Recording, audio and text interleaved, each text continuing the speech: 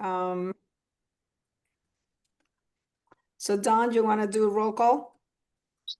I also want to let everyone know we are live streaming and recording this meeting. Both of those have already started. Phil DeFranzo, Here. Timothy Hodges, Here. Catherine McKinnon, Here. Commissioner Mosquera Bruno, Here. Chelsea Ross, Lisa Tepper Bates, Present. Greg Ugalde. Present. You do have a quorum in attendance for the meeting. Okay, thank you. Could you move the agenda to the top? Okay, thank you. So we're gonna have a discussion of QAP. Pat?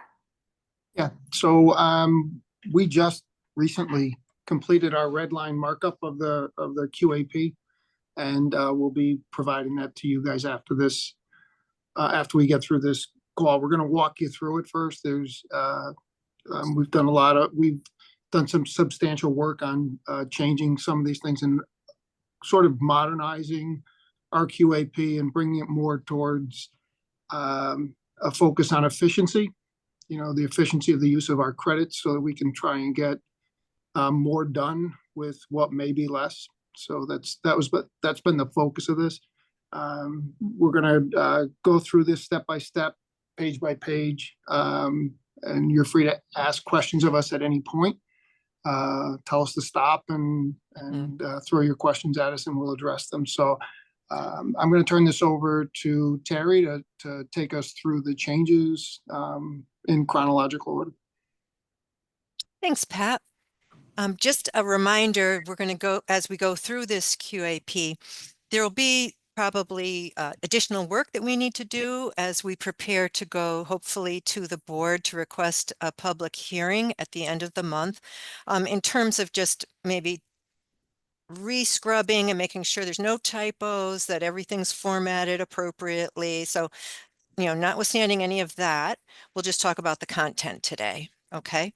So you'll notice, Dawn, if you don't mind scrolling down to the past the table of contents, you'll notice this new introduction.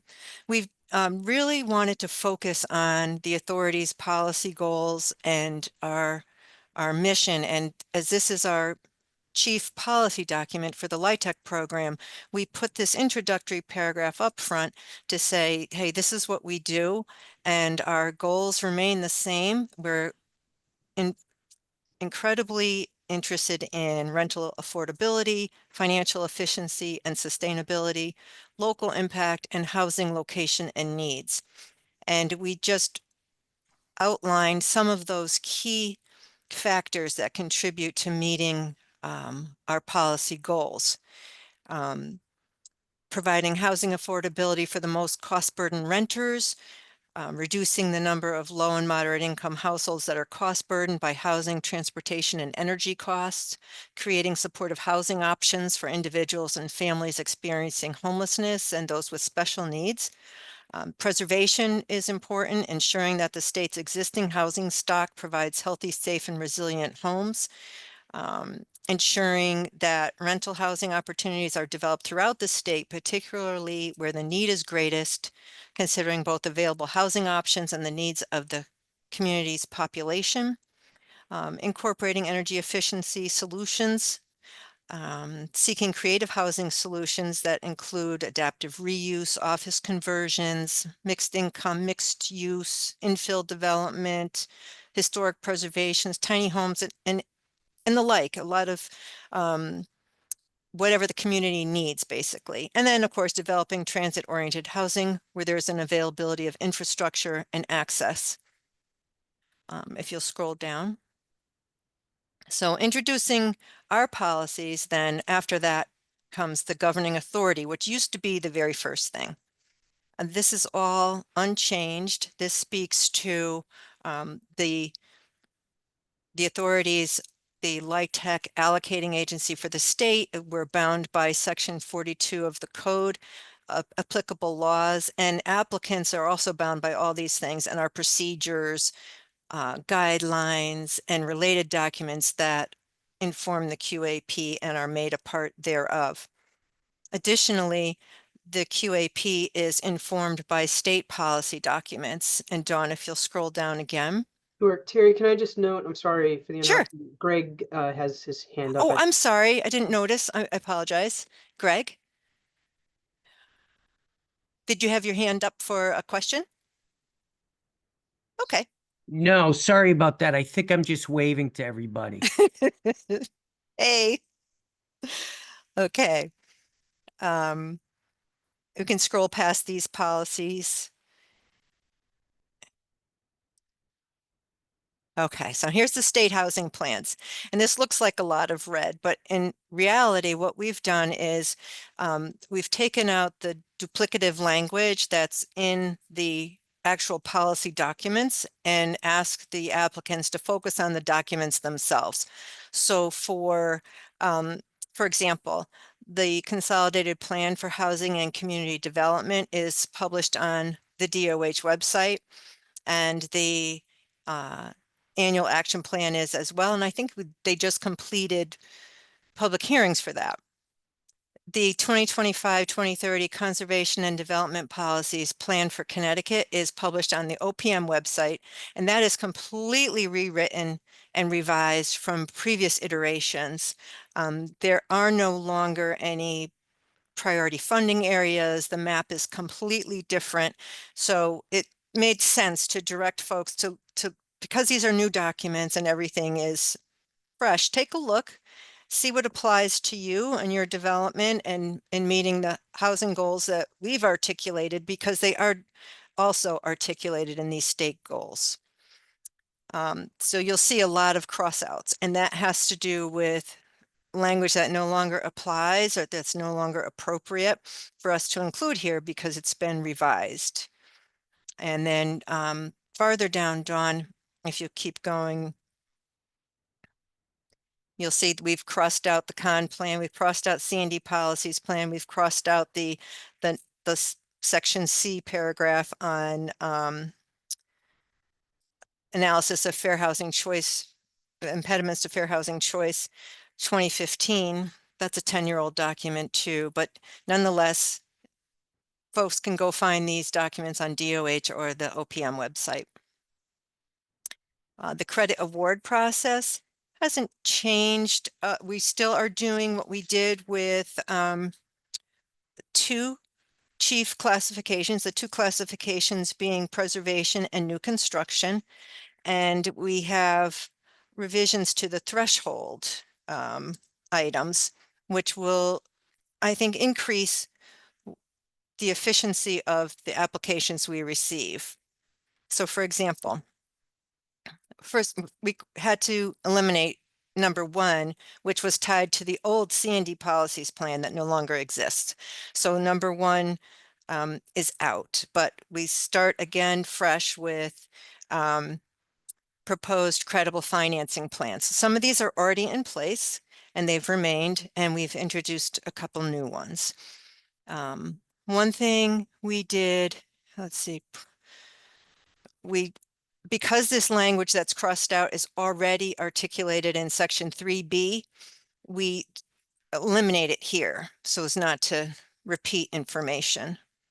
As you scroll down, you'll see there's a new, we cross out the note that's in the guideline, and there's some cleanup that we've done. And you'll notice now in plans and specifications, drawings are required to be at 90% complete instead of 40% complete. And this will make it much more efficient for costs in general and for applicants to move forward expeditiously to get developments underway. Preservation classification hard costs, we've increased the minimum construction hard cost expense to $35,000 per unit from $25,000 per unit, which Terry. Yes.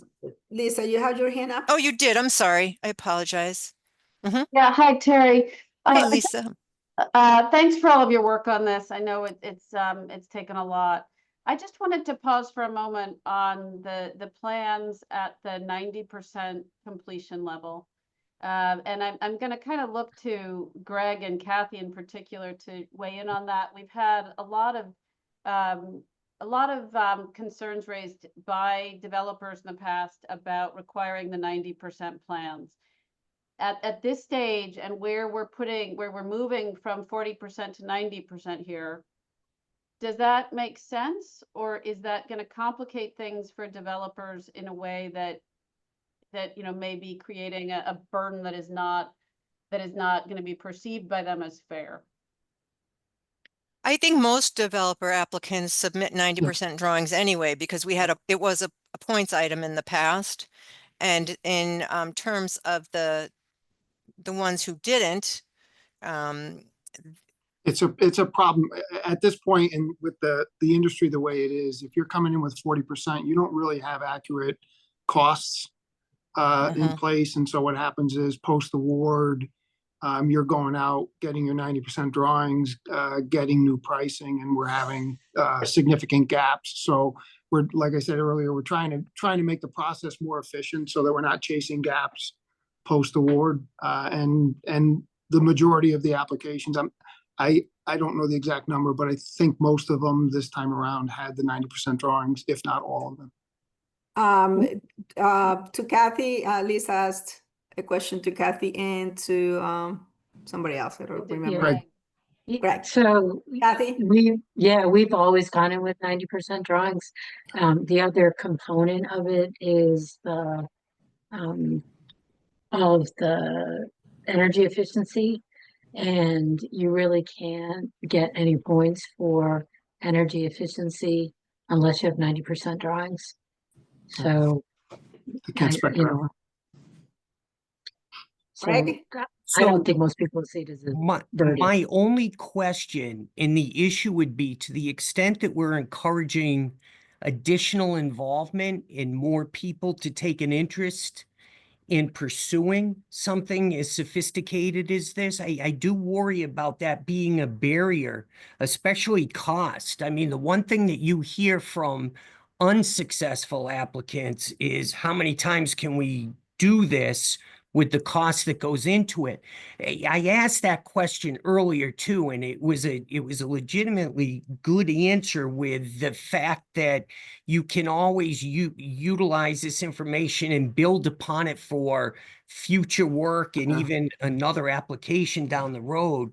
But it is something to keep an eye on, Lisa. I agree that it's a real concern when people are trying to start out and get involved for the first time in the process. And Pat, this is the plans and spec to submit the application. This is not the scoring of the application. This Now, is like a threshold. This is a threshold. Yeah, this is to submit.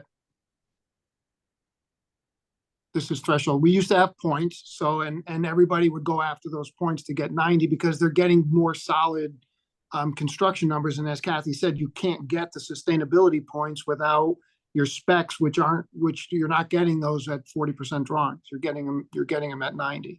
So all the applications that are getting awards are at the 90% level anyway. And so we're trying to motivate these applications to come in, be ready to price and close and move to construction. Yeah, well, I mean, I think it would be really difficult to win without the sustainability points. Agreed. Yeah, there's a lot of them, 13 of them. Yeah.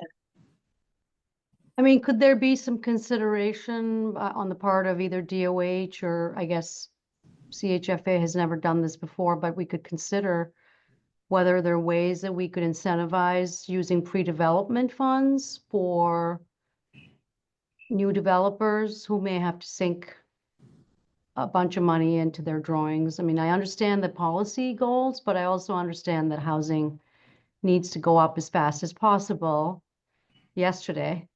So, they seem kind of counterproductive, if you will, but yet we have to find a way to, make this program be as efficient as possible. So could there be some consideration given to like maybe 9% applicants that are either new to the state or new to LIHTC, getting access to pre-development? I wouldn't commit to that. We have pre-development funds for nonprofits. But That's for what I mean. For Yeah. profit, have their own resources. Yeah, no, I think I meant nonprofits that perhaps are emerging, that may need additional financial support, per Greg's concerns. Pat, let me ask it this way. So the points, even if we needed to shuffle them somewhat, do we get to the same spot without having something? This looks draconian in a way. This to me is saying that you better have your I's dotted and T's crossed if you're even, which is true, but to Yeah. even consider it. And I think it's such a steep hurdle to enter this space that things as simple as 40 versus 90, but getting to the same place if we made the points a deterrent enough, which it sounds like it is. It jumped out at me, and I was glad Lisa brought it up because I put my hand up too just to talk about it. Yeah, again, what we're trying to accomplish here is the efficient deployment of these tax credits. And, if we haven't been doing awards to projects that are at 40%. And that it's so highly competitive that not, coming in at 40%, you're just not going to score. So we elected to move it over to a threshold item so that everybody that's coming in has the expectation that they're maximizing their points.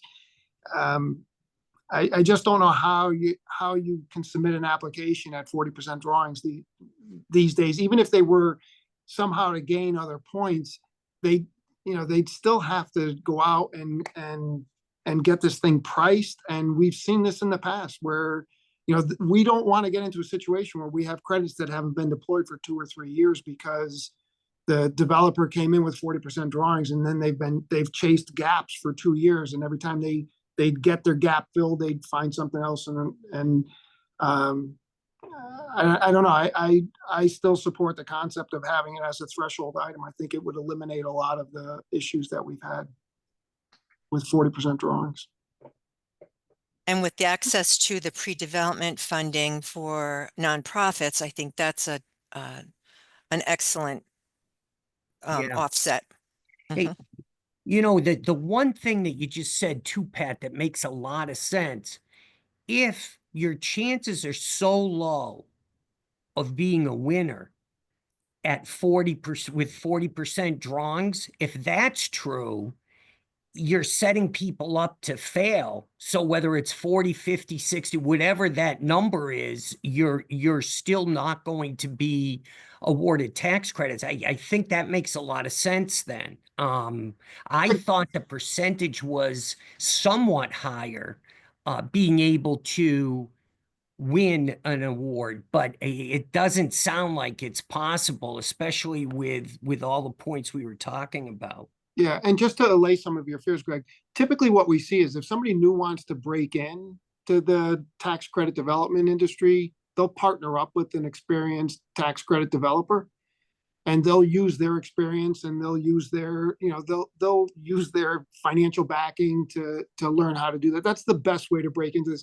This isn't an industry where somebody who's never done a tax credit development is going to step in and be successful. And it's extremely complicated, and there's a lot of I's to dot and T's to cross. So I think we get there with the pre-development funds for nonprofits, and nonprofits tend to have a lot of support groups around that can help them with it.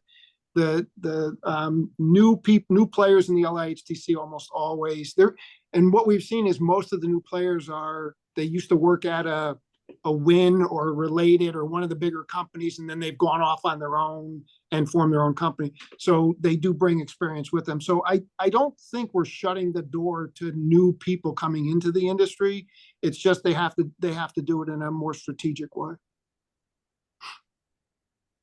Elisa, do you have any other anybody else? No, I appreciate the discussion. I think when this goes out for public comment based on previous, I think we might hear a lot back from developers on that. And so there might be some additional perspectives or not, but I appreciate the discussion. Thank you. Thank you, Lisa. Okay. So Pat, when we get the comments, public comments, just make sure that if there are any flags, we should discuss it again. Oh, absolutely. Before we Yeah. make it a comment, change. Yep. Okay. Okay, so let's move next to the preservation classification, because that was the last of the real change to threshold items. So if we could move to page 14. Terry, do you want to give a So quick overview of you're what? changing, Terry, you're Yes. doing a change on the amount of credits? The preservation. Oh, yes, classification? yes. So we were changing that from 25 to 35,000. It's been 25,000 per unit since 2014. So this would enable us to like really meet the level that the costs are now, and at the same time incentivize folks who are doing work less than that to come in for the 4% credits. Commissioner, just to be clear, we're increasing the required amount of work to be done per unit from 25,000 to 35,000 minimum, not the amount of credits. The credit cap is still staying at $30,000 per unit. Okay. And then 14 is eliminated simply because it's incorporated in that other item that we just discussed. So now nothing else is really any different. And so if we could go to page 14, we'll look at the preservation classification priority rankings. And we've introduced a couple new ones, split 1 and 2. And so instead of 6 now, we have 9. And we have them listed again in order of declining significance. So the first one is proposed developments demonstrating that the largest scope of rehab work on an existing and occupied affordable rental housing development once we've reviewed and accepted CNA. Proposed developments at risk of losing affordability through expiring restrictive covenants, loss of rental subsidies, and or conversion to market rate housing.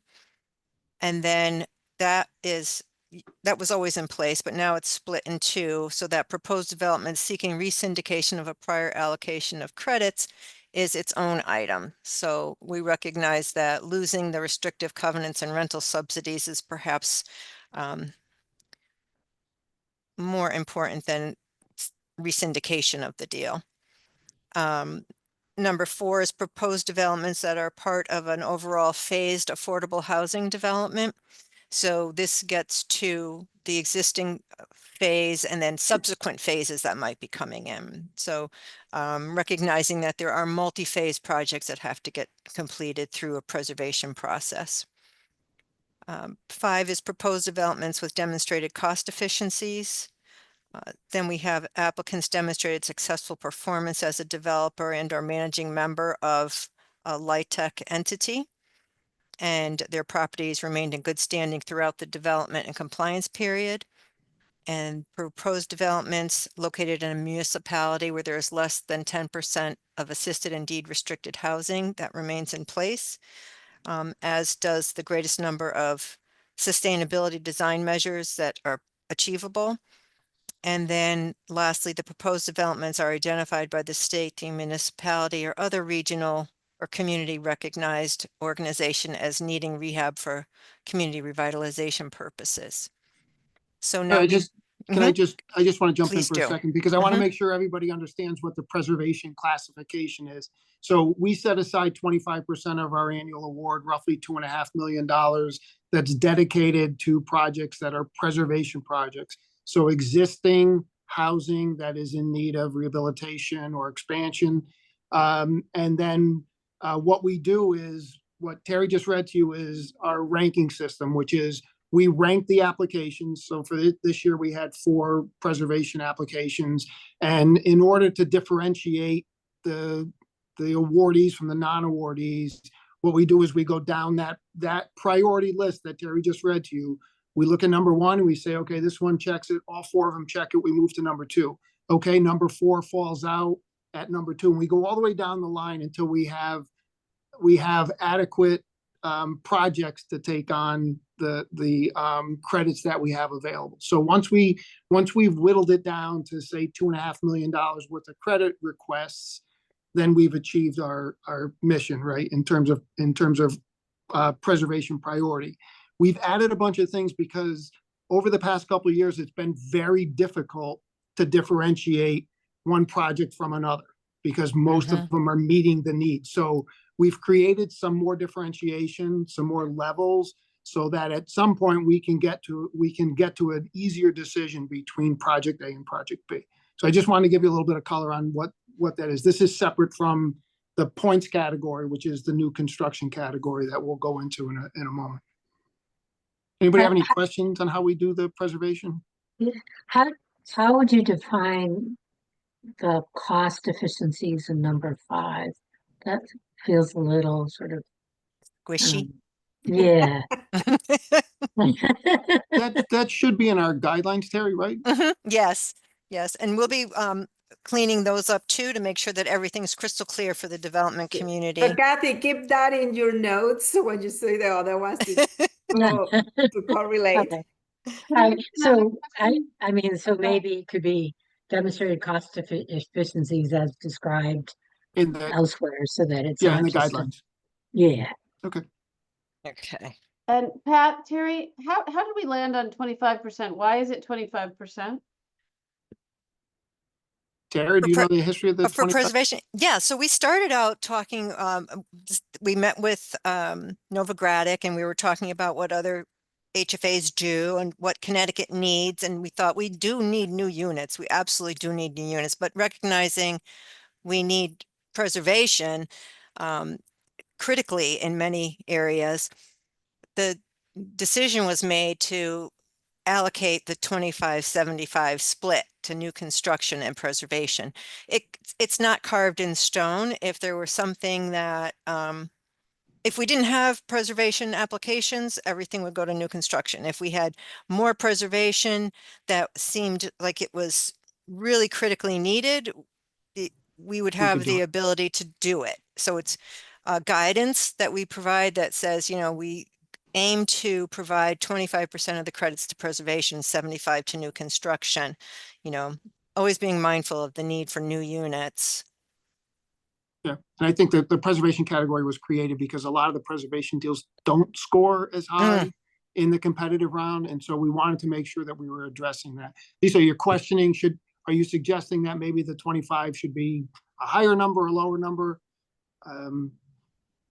Yeah, I don't know. I just wonder sort of what's the science of how we set it there. And I don't know, are there other sources of rehabilitation funding, or do we believe this is so? Yeah. Well, we could use the 4% credits. We can use our Well, 4% that's the credits. thing, Yeah. right? And we Yeah. have in the past, we do. And in fact, we've used 4% credits for some deals that were unsuccessful in the 9% round. Unfortunately, we don't have a lot of these credits. And so we're trying to make sure that everybody gets a fair shake at them. And so we've seen very good use of the set aside, the preservation set aside over the past couple of years. So we think it's working and working well. And is there I can't quite see in the criteria, are we saying these units will go out of use but for this rehabilitation? Yeah, we have Terry, which is the second one is at risk of losing affordability. And so that's a bunch of different things. That's either the termination of an agreement, an assistance agreement, a regulatory agreement. It could be the maturity of a loan, could be the loss of subsidy. It could be the physical loss of the units themselves. So that's what we consider preservation. That's our second priority. At risk of losing affordability when, though? In like a decade or the next 5 years? Or is there any time frame we put on that?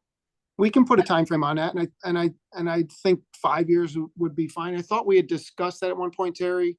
I think so. And it was the idea was that it would be somewhat imminent, right?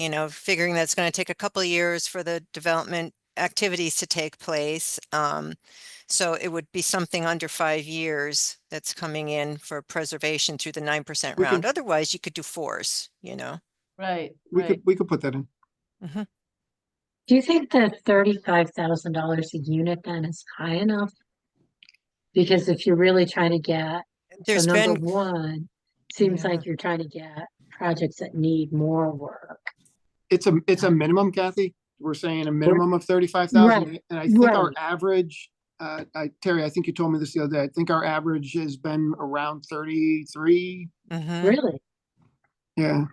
That seems low to me. So, It's- so the 33,000 is the growth of 25,000 from 2014 to 2025. And what we are hoping for in the 9% round are deals that really need the equity from a 9% deal to complete their preservation, not the smaller, you know, the lighter rehabs that could go Right. through the 4% product, Right, right? right. So, but the ones that we have funded are really large scale rehabs, adding units and preserving what's already there. Yeah. So, yeah, so we're not trying to discourage people from necessarily from applying for 9%, but recognize that 25,000 is woefully low. We could, Right. you know, Yeah, I That mean, hasn't been even if, updated even since. mhm, 35,000 seems low, and if it's, you know, right. We've had conversations about that Yeah. internally Okay. about, you know, what's a good number to pick and, Yeah. Again, this is for the purposes of comparison. Yeah. So we'll get applications that are requesting $45,000-$50,000 Yeah. a unit. That's just saying the minimum you should even Yeah. come to us with is 35. Right. Kathy, what do you Yeah. think in just off the top of your head is the right number?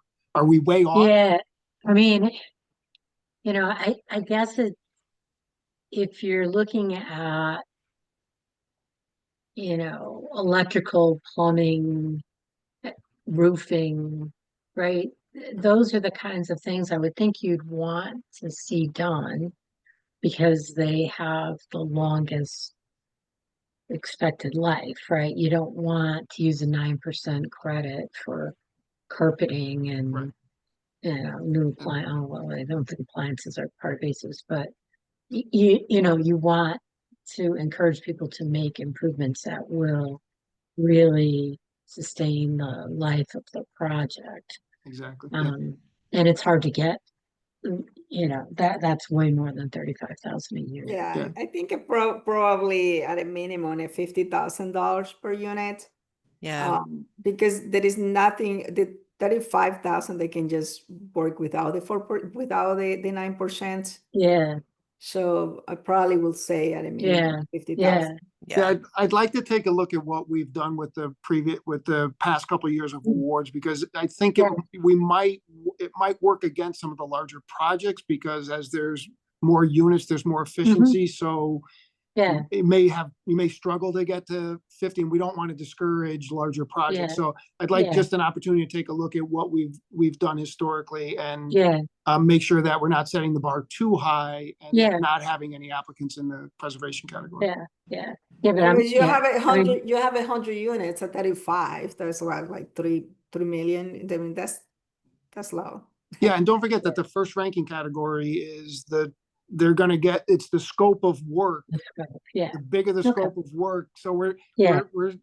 we're setting a floor here, but they're Right. really going to be shooting for a higher Right. level so they Yeah. know they can compete. Yeah, I mean, it's kind of like the 90% versus 40%. You could come in at a low, you know, would you win? I Right. suppose if No, they you weren't cannot in even get preservation. in right now. I mean, Yeah, yeah, because this is a threshold. So if you don't have 90, then you don't get in. right, right. But if you come in with just a 35, would it be competitive No, against so other that, I preservation mean, yeah, projects? you probably have, that's the competition. So you go down the Yeah. list, right? Yeah, so the more they spend per unit, the more likely they are to be successful. Well, and I don't in want the it to say the more that you spend a unit that is gonna need only 35,000, but then they're like, oh, I can get up to 50,000 because I'm gonna get more developers fee. Right. No, that's not the way, Right. developers don't think that way. Oh, no, they don't think that way. Well, I'm thinking you don't want to go through all the brain damage of a tax credit application, and not put a new roof So, on a building Right. or a Okay, new so, mechanical. you take a look at it Yeah. and get back to us. Yeah, I was gonna say, Yeah. we've got Yeah, to, we've got yeah. to keep this moving. I'll take a look at what Yeah. we've done historically. We're gonna keep it at Greg, 35. is your for now. hand up from previously or, No, I had the same question that Kathy did, and I thought we handled it well, the first one Okay. about Just to- number 5. I just want to add one quick thing. I know we're very short on time, but everything we saw this year was demo and rebuild. Right. So that is never, it's Yeah. always gonna go blow past a substantial rehab, I'm assuming. Okay, John, could we skip down to page 18? Yes. Okay, so now we're going to get into talking about the points categories, and rental affordability, still the number one priority. We've done some work on the supportive housing criteria and changed the language to move away from what we've had before, which caused so much difficulty for operations and challenges for the developers in honoring the supportive housing commitments they had. So now we're asking that applicants provide a written commitment to fill the supportive housing units through the coordinated access network referral process, number 1, or 2, the applicant's written commitment to provide units through referrals from the Connecticut Department of Developmental Services. Up for the CAN, in that commitment letter, we're asking the applicant to provide a description of the funding sources and the budget for supportive services. And the identification of the target population. This will help with underwriting, and evidence of the affordability and the need for the units in the proposed development's location, which is also very important because we don't want to be building units where there's not really the need for that particular population. Points can be awarded for either or both of the populations served. So up to 7 points in total for supportive housing, split by 4 for the CAN referrals and 3 for the DDS referrals. I think in the last 2 or 3 years, all of the applicants have applied for supportive housing through the DDS referral process. It's just been seamless, smooth through the development process and the operations, because all of the components are provided, the service funding, the rental subsidies, and of course they're having the capital through the LIHTC program. So in recognizing that it's a little bit easier, they have just a point less. And we just wanted to be a little bit more intentional about where we put these units. It's been raised in a couple of board meetings, mortgage committee meetings. The concept that by letting anybody get to the points without a demonstration of need, we may not actually be addressing the problem. And so we're trying to be a little bit more intentional. I would expect that this will probably continue to evolve over time as we get smarter and smarter about this population and the better way to serve them. So this is our first step toward being a little bit more intentional with the way we address supportive housing needs. Okay. On the Yeah, next, Carrie, yes. Carrie, before you go on, Yes. I'm just thinking about other populations that utilize supportive housing, and the one that came to mind quickest was the DCF supportive housing units. And so I'm curious about, I don't know that I have a question other than acknowledging that they're not included here. But does that preclude them from being discluded? I'm not really sure how the service funding, DCF service funding works. So there's a couple of other programs, and you are correct. So in the supportive housing guideline, we've identified those 3, the different, I'll say, approaches. It's the CAN process, the DCF referrals, the DDS Mhm. referrals, but DCF really only works with 1 or 2 agencies, service agencies, and it's very individual specific. It's not necessarily a program per se. So if someone, like when we have family units, family supportive housing, we'll encourage the developer applicant to apply to DCF, to look to DCF for families that are looking to be reunified or are on their program list to move into those units. Of course, people have choices where they want to live. So, but statewide, we've asked people to, family units, family supportive units, to approach DCF. Their program is much, much smaller in the sense that they don't, it's not where they're consistently looking for, like DDS has all this program dollars all together. DCF doesn't necessarily have the level that DDS does, but we do make sure that units are available to them. There's So, just, And there's then no separate points for DCF referrals. Okay, and then how about DSS? Like I'm thinking about the CHES program, if that they're going to utilize services through Medicaid reimbursement, they wouldn't qualify for points here. No, they actually go through the 811 program. So when 811 is utilized, that's also not a points item, but it's spoken to in the guideline. When 811 is utilized, the population groups there are the folks on the autism spectrum, the folks coming through CHES, the folks that are DCF involved. Okay. so, but Yeah. they won't have the opportunity to get points, and a lot of Correct. the- Yeah. A lot of the developers right now are using the 811 for the supportive units. So we do need to put a category there because we just, well, limited to referrals from CAN, and many times service providers from the CAN do not want to participate. So there are three right now, the 811 has been taking, people take advantage of the developers. So I think that we will need another category. You're gonna use that. I spoke to your. Or you can do cans or 811, or that they can get, I mean, you can't just leave them out, especially No, because no. they They're have like, already been working with us in getting those commitments. so I spoke to Tawny about the 811 population because again, it is in the guideline. It's a population section that could be incentivized.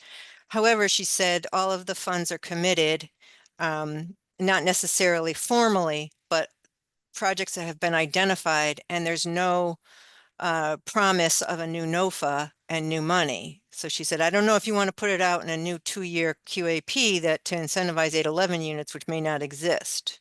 But we don't know that. I mean, that's, I mean, No, you we cannot don't tell know that it's that. not gonna exist. That's Yeah. true. The And it's not budget like there's is- extra DEMIS service funding either. Like service Yeah. funding is consistently the problem. So I Yeah. guess that's my concern of this.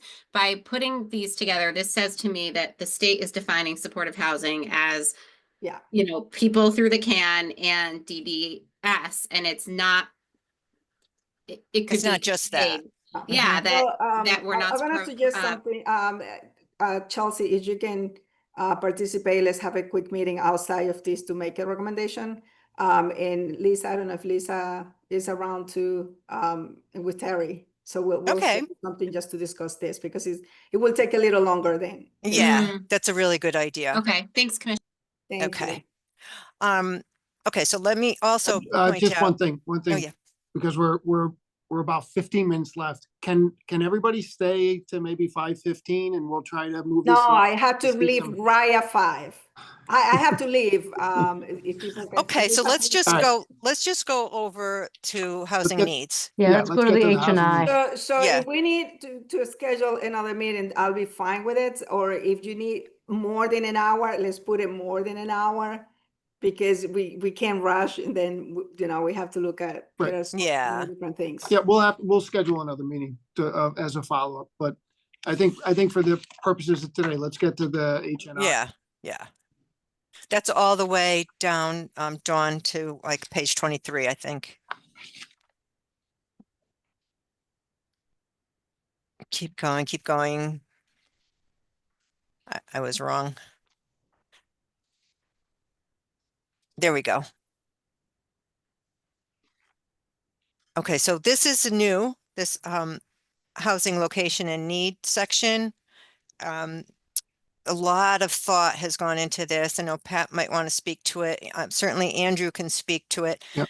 Um, So yeah, let me just jump in here. So you're all familiar with the opportunity map, and the opportunity map was dated and through all of our stakeholder meetings and meetings with legislators, we took a hard look at the opportunity map. I think the last time the data had been updated was somewhere in like the 2018 range. And there was a big push for CHFA to develop its own sort of location index. And so we've spent a lot of time looking at data that's available. We had 7 indicators at one time. We've now whittled it down to 2.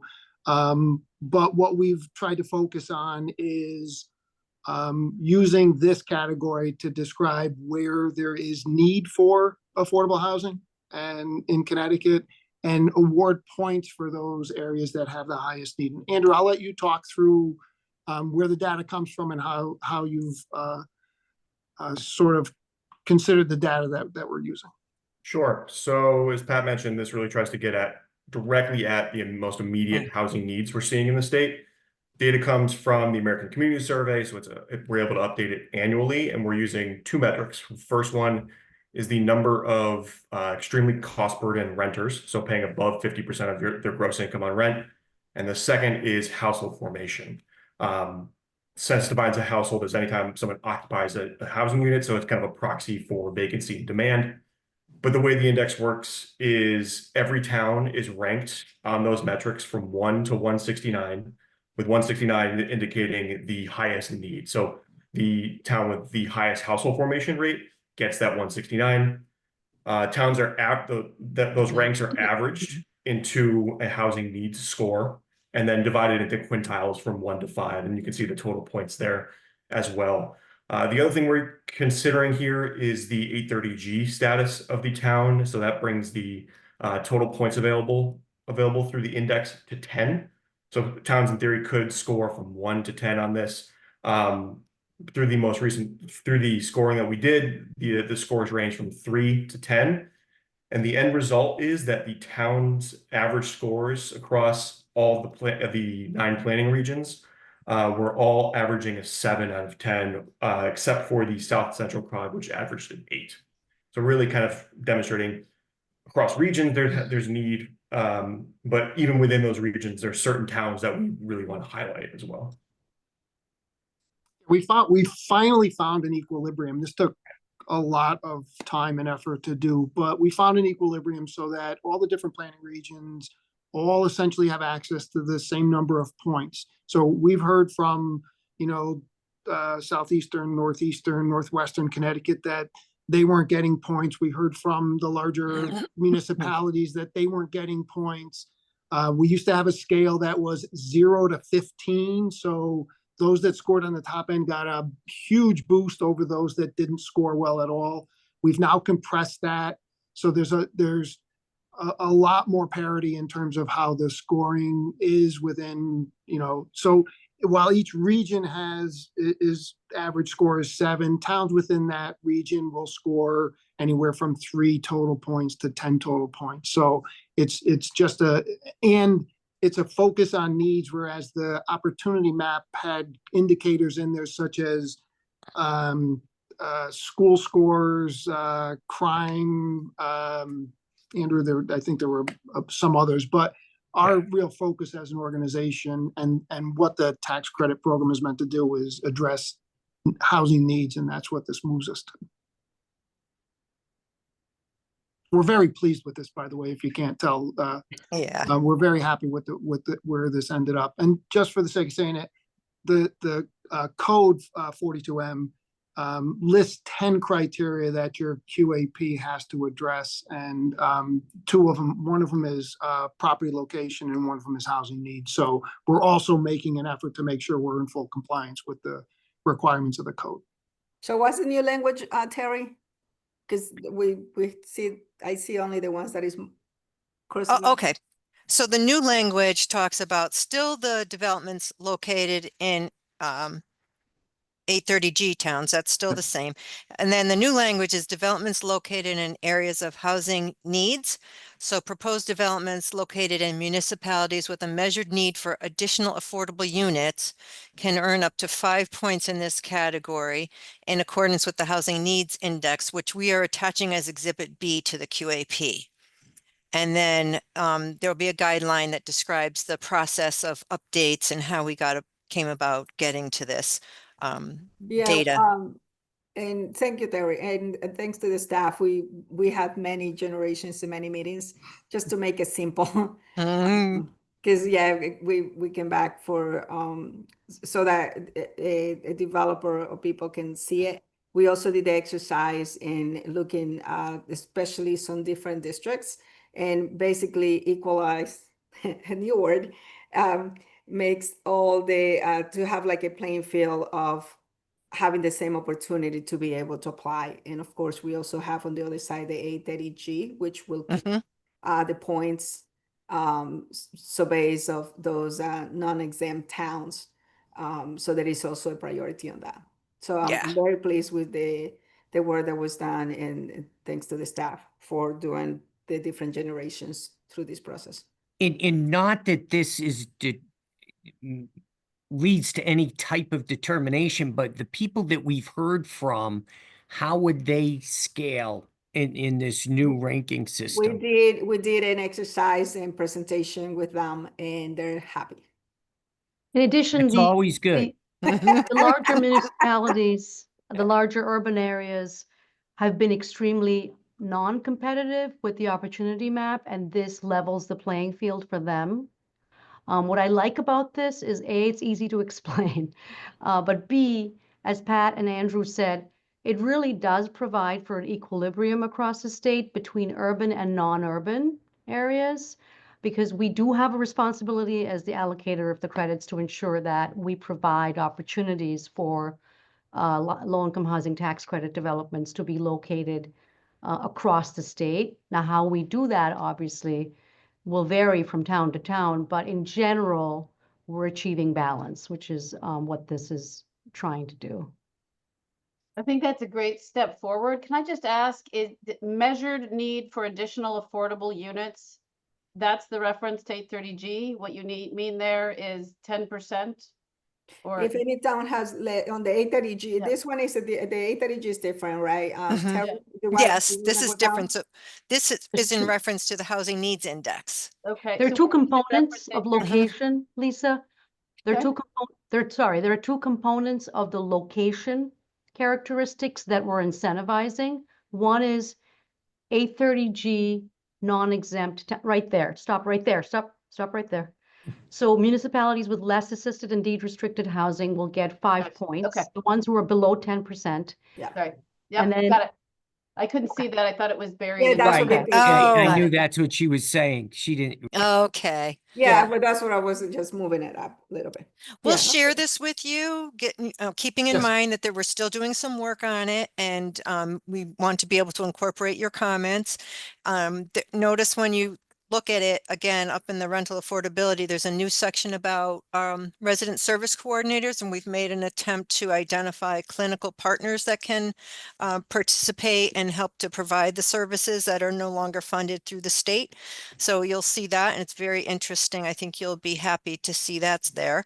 And I'll look forward to a follow-up meeting so that we Yeah. can refine did- what we're going to include. And you're gonna send us this information so we can Yes, talk about it? yes. We're Thank good. you. Yeah, what I would Absolutely. suggest is we'll schedule another meeting, hopefully for early next week if we can. Because we'd like to get through the rest of the comments so that we could still meet our demands for presentation to the board for publishing. And then once you have the draft, once Terry circulates the draft, if you have specific questions that you want to shoot over to Terry, we'll compile those and we'll have answers ready for you so that we're more efficient when we start the meeting next time around. All right. Hey, Pat, I assume that you guys are going to send that over to us after the staff has had a chance to add whatever additional changes they're going to make. Is that accurate? Yeah, I think we're set with what we have right now. We're going to Okay. send that over, Tim. If anything comes out of like this meeting, if we make changes, or the next meeting, then we'll have to do another iteration for you. Yeah. Okay, thank you. But really, Right. it's the editing and the formatting and things like that that I'm talking about that will happen behind the scenes that Yeah. you don't need to necessarily fuss with. Okay. Okay. Thank you, Terry. Thank you. Thank you. Can I have a motion to approve the minutes for the Lincoln Housing Tax Credit QAP Task Force from March 25th? Motion to approve? Have a second? Second, Thank you, Lisa. All those in favor, raise your hand. Aye. Motion approves. Now, can I have a motion to adjourn the meeting? Moved. Second. Thank you. All those in favor say aye. Aye. Aye. Aye. Motion is approved. So have a great afternoon. Thank you very much. Appreciate you Hey, guys. Rob, Thank you. and your Thanks, hard, everyone. your hard work on that, the fonts in italics didn't go unnoticed. You were killing it. We'll see you. Thanks, Greg. Bye-bye. Bye.